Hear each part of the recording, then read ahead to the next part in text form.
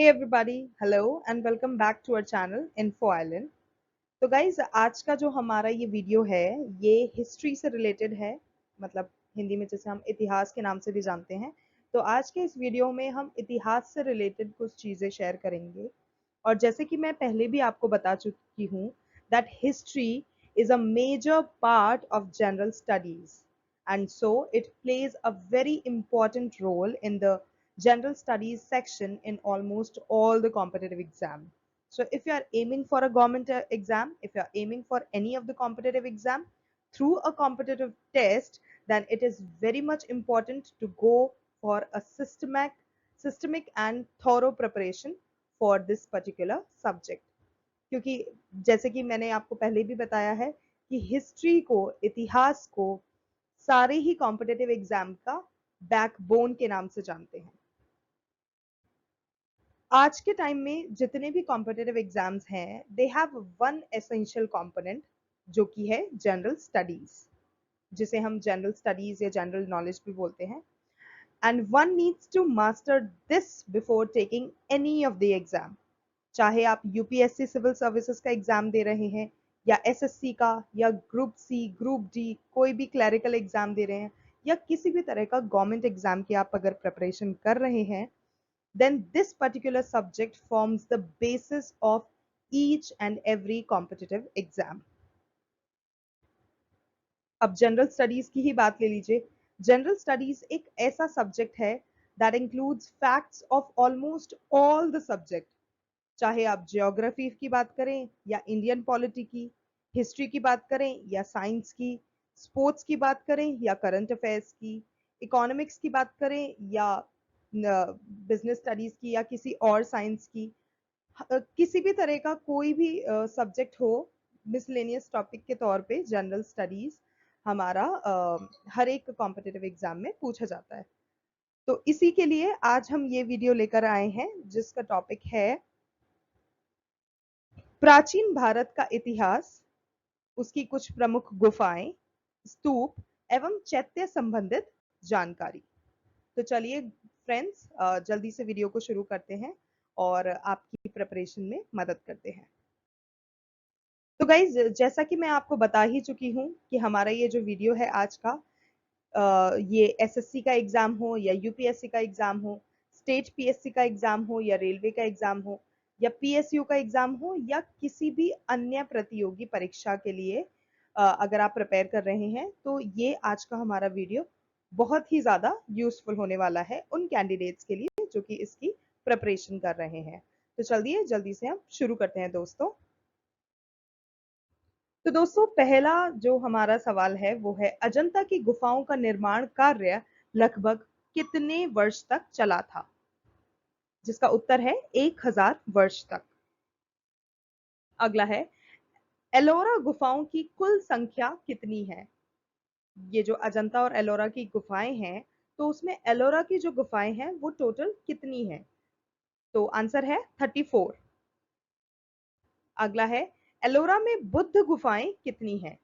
तो ये जो टोटल 34 एलोरा गुफाएं हैं, उन टोटल 34 गुफाओं में से बुद्ध जी की गुफाएं कितनी हैं? उसका उत्तर है 12। तो 34 में से जो 12 गुफाएं हैं वो बुद्ध गुफाएं हैं। अगला हम बात करते हैं एलोरा में हिंदू गुफाएं कितनी हैं। तो अभी हमने देखा कि एलोरा में जो टोटल गुफाएं हैं जो कि हैं 34, जिसमें से 12 गुफाएं जो हैं वो बौद्ध की गुफाएं हैं। और अब हम बात करते हैं कि एलोरा में हिंदू गुफाएं कितनी हैं। तो एलोरा में जो हिंदू गुफाओं की संख्या है वो है 17। अगला आता है एलोरा में जैन गुफाएं कितनी हैं। तो अब तक देखिए हमने हिंदू गुफाओं की बात करी जो कि हैं 17, हमने बुद्ध गुफाओं की बात करी जो कि हैं 12।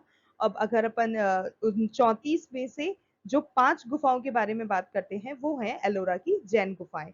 तो टोटल 5 गुफाएं जो हैं वो हैं एलोरा की जैन गुफाएं। अगला आता है हिंदू गुफाओं में सबसे प्रमुख गुफा कौन सी है? तो जो हिंदू गुफाएं हैं जो कि हैं टोटल 17, उसमें से सबसे प्रमुख जो है वो है 8वीं सदी का कैलाश मंदिर की जो गुफा है वो सबसे ज्यादा प्रमुख गुफा है। अगला है सवाल जो कि है जैन गुफाओं से रिलेटेड। तो जैन गुफाओं में सबसे प्रमुख कौन सी गुफाएं हैं? तो अभी हमने नंबर देखा जैन गुफाएं कितनी हैं, 5 जैन गुफाएं हैं। तो उनमें जो सबसे प्रमुख है वो है इंद्र सभा और जगन्नाथ सभा जो गुफा है वो सबसे ज्यादा प्रमुख गुफा है। अगला सवाल है नागार्जुन कोंडा का प्राचीन नाम क्या था? उत्तर है श्री पर्वत। तो जो नागार्जुन कोंडा का जो मतलब एंशियंट नेम भी कह सकते हैं, तो नागार्जुन कोंडा का जो एक और नाम है वो श्री पर्वत के नाम से भी जाना जाता था। प्राचीन काल में उसको लोग श्री पर्वत के नाम से बुलाते थे या फिर श्री पर्वत के नाम से उसको जाना जाता था। नागार्जुन कोंडा में कौन सा नगर शिक्षा और तीर्थ यात्रा का केंद्र था? तो जो नगर था उसका नाम है विजयपुरी, जो कि शिक्षा और तीर्थ यात्रा का केंद्र था। अगला हम बात करते हैं बराबर एवं नागार्जुनी शैलकृत गुफाओं का निर्माण किसने करवाया था? आंसर है सम्राट अशोक ने। अगला है आजीवकों के निवास हेतु किन गुफाओं का निर्माण हुआ? आंसर है नागार्जुनी गुफाओं। तो जो आजीवकों के लिए रहने के लिए जिन गुफाओं का वहां पे उस टाइम पे निर्माण किया गया था उसको नागार्जुनी गुफा के नाम से जानते थे। अगला है दशरथ की गुफाओं में कौन सी गुफा महत्वपूर्ण है? आंसर है लोमश ऋषि व गोपिका गुफा। तो ये जो दो गुफाओं के नाम हैं जो कि है लोमश ऋषि और गोपिका गुफा, जो इन दो नाम के जाने जाता है, वो दशरथ की गुफाओं की महत्वपूर्ण गुफा है। अगला है महाराष्ट्र के पुणे जिले में स्थित भुज गुफा में कितनी गुफाएं हैं? आंसर है 22। अगला है उदयगिरी गुफा का निर्माण कहाँ किया गया था? इसका आंसर है भुवनेश्वर के समीप। अगला है महाराष्ट्र के औरंगाबाद जिले में स्थित पीतलखोरा में कितनी गुफाएं हैं? आंसर है 13। अगला सवाल है कार्ल में एक विशाल चैत्यगृह के अतिरिक्त कितने विहार हैं? आंसर है 3। मुंबई के बोरीवली स्टेशन से 8 किलोमीटर दूर कन्हेरी में कितनी गुफाएं निर्मित हैं? आंसर है 90। अगला है मुंबई स्थित किस गुफा में पौराणिक देवताओं की भव्य मूर्तियां स्थित है? आंसर है एलिफेंटा। अगला है बाघ की गुफा कहाँ स्थित है? आंसर है मध्य प्रदेश में। स्तूप का शाब्दिक अर्थ क्या होता है? किसी वस्तु का ढेर। वेदिका, अंड, यष्टि, हर्मिका, मेधी, जिसे कुर्सी के नाम से भी जाना जाता है, छत्र, सोपान, ये सब किसके मुख्य भाग हैं? आंसर है स्तूप के। तो दोस्तों जिसमें वेदिका जो यहाँ पर दे रखा है उसका अर्थ होता है स्तूप की रक्षा के लिए जो वस्तु होती है उसे वेदिका बोलते हैं और इसको रेलिंग के नाम से भी जाना जाता है। अगला जो है मेधी, जिसे कुर्सी भी कहते हैं, वो होता है जिस पर स्तूप का मुख्य भाग आधारित होता है। फिर हम बात करते हैं अंड की। जो स्तूप का अर्ध गोलाकार भाग होता है उसको अंड के नाम से जानते हैं। फिर हम बात करते हैं हर्मिका की। जो स्तूप के शिखर के अस्थि पात्र की रक्षा हेतु के लिए लगाया जाता है उसे हर्मिका कहते हैं। फिर हम बात करते हैं छत्र अथवा छत्रावली की, जो कि एक धार्मिक चिन्ह का प्रतीक होता है कि यहाँ पर एक स्तूप बना हुआ है। अंत में हम बात करते हैं यष्टि की, जो कि छत्र को सहारा देने के लिए लगाई जाती है। अगला सवाल, बुद्ध की भस्मों के ऊपर निर्मित भरहुत स्तूप कहाँ स्थित है? आंसर है सतना, मध्य प्रदेश में। मध्य प्रदेश के रायसेन जिले में स्थित सांची स्तूप की माप क्या है? आंसर है 1650 मीटर ऊंची तथा 40 मीटर व्यास है। अगला है मौर्य युग का पीपर हवा स्तूप कहाँ स्थित है? उत्तर है गुंटूर में, जो कि आंध्र प्रदेश में स्थित है। अगला है पीपर हवा स्तूप की माप क्या है? So the measurements are 116 foot का व्यास है, वहीं 22 फुट की चौड़ाई है। आंध्र प्रदेश के गुंटूर जिले में कृष्णा नदी के तट पर घंटाकृति निर्मित कौन सा स्तूप है? आंसर है अमरावती स्तूप। धमेक स्तूप के नाम से किसे जाना जाता है? आंसर है सारनाथ स्तूप को। सारनाथ स्तूप कहां पर स्थित है? आंसर है वाराणसी के निकट उत्तर प्रदेश में। बिहार के बोध गया में निर्मित स्तूप की नींव किसने रखी थी? आंसर है अशोक ने। बिहार के राजगृह से 5 मील दूर नालंदा बौद्ध स्थल पर स्तूप का जो निर्माण किया गया है वो किसने कराया है? आंसर है अशोक ने। आंध्र प्रदेश के गुंटूर जिले में स्थित नागार्जुन कोंडा स्तूप का निर्माण किसने करवाया था? आंसर है इक्ष्वाकु शासकों ने। अगला है अजंता की किस गुफा में बौद्धिस्ट तव पद्मपाणि अवलोकितेश्वर चित्रित बना हुआ है? आंसर है गुफा संख्या नंबर 1। तो जो पहली गुफा है अजंता की, उस गुफा में जो एक चित्र बना हुआ है वो चित्र है बौद्धिस्ट पद्मपाणि अवलोकितेश्वर। अगला है नहाते हुए छोटे बड़े हाथियों का झुंड किस गुफा में चित्रित है? आंसर है गुफा संख्या 10। मरणासन्न राजकुमारी किस गुफा में चित्रित है? गुफा संख्या 16।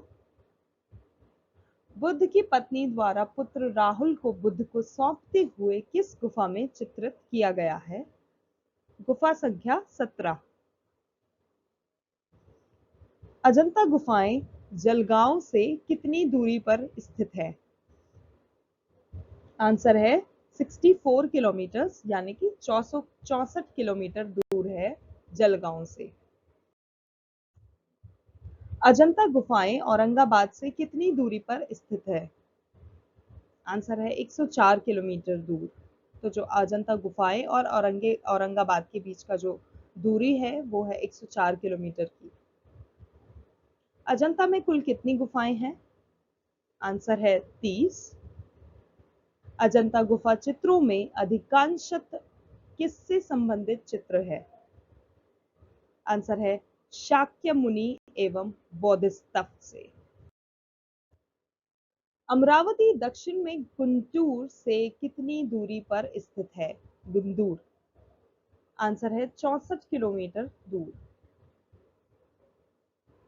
दूसरी शती ईसवी पूर्व में बने भरहुत स्तूप को 1873 में किसने खोजा? आंसर है अलेक्जेंडर कनिंधम ने कन्निधम ने।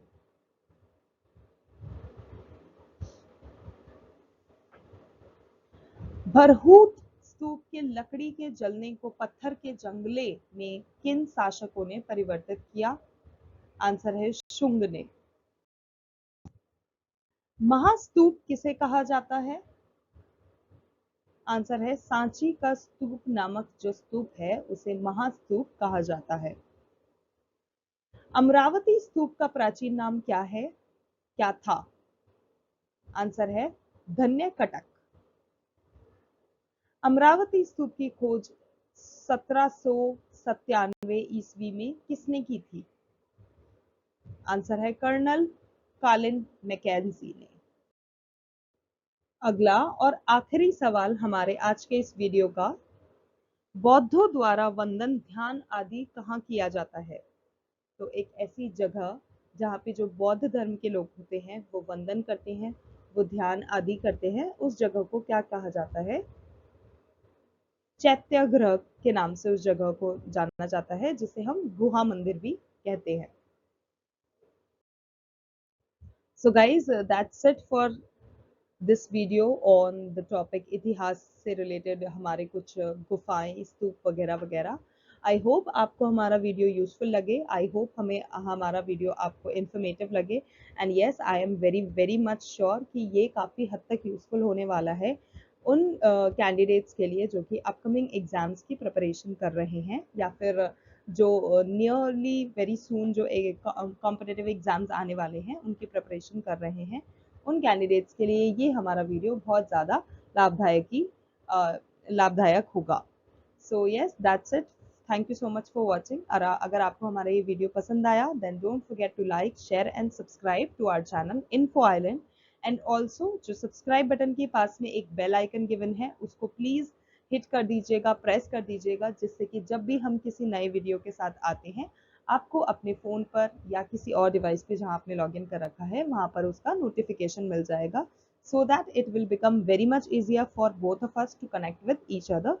एंड येस, अगर आपको हमारा वीडियो अच्छा लगा then do comment us in the comment section below, so let us so that we will come to know कि आपको वीडियो अच्छा लगा। और प्लीज़ ये भी अपनी सजेशंस रिकमेंडेशंस भी हमें कमेंट सेक्शन के थ्रू बताते रहिए कि आप किस टॉपिक पर चाहते हैं कि हम अपना अगला वीडियो लेकर आएँ। So yes please do that. And अपने सभी दोस्तों के साथ, फैमिली मेम्बर्स के साथ, अपने पीयर्स के साथ, या फिर ऐसे लोग जो कि कॉम्पिटिटिव एग्जाम्स की प्रिपरेशन कर रहे हैं या अगर नहीं भी कर रहे हैं तो उन लोगों के साथ जो जनरल नॉलेज में या हिस्ट्री में रुचि रखते हैं, आप उन लोगों के साथ भी हमारा ये वीडियो शेयर कर सकते हैं। बस that's it for today. Thank you so much for watching. Let's keep learning, keep sharing and keep supporting each other.